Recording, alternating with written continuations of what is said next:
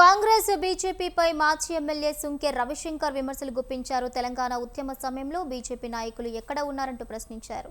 BJP ప్రజలను మభ్యపెడుతూ పరిపాలన సాగిస్తోందని ఆరోపించారు. కాంగ్రెస్ ప్రభుత్వంపై కూడా ఆయన విరుచుకుపడ్డారు. కాంగ్రెస్ నేతలు పాత పనులకే స్టేటస్లు, పోస్టులు పెడుతున్నారన్నారు.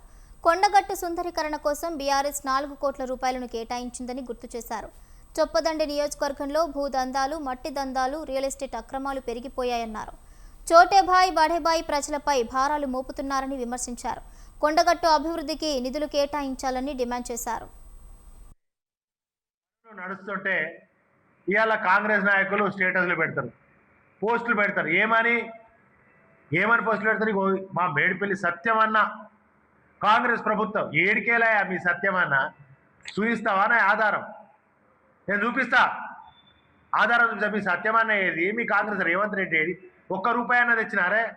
అరే మేము తెచ్చిన పనులు చెయ్యగాని అసమర్థ, అసత్య, దద్దమ్మ ఎమ్మెల్యే ధాన్యం కొనుగోలు చేయడం సత్య కాదు. పనులు పాత పనులే.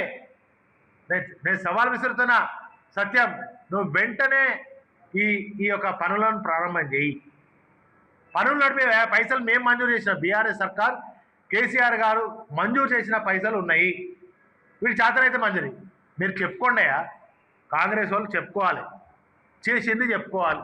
ఇప్పుడు కొత్తగా రూపాయి తెస్తే చెప్పుకోవాలి.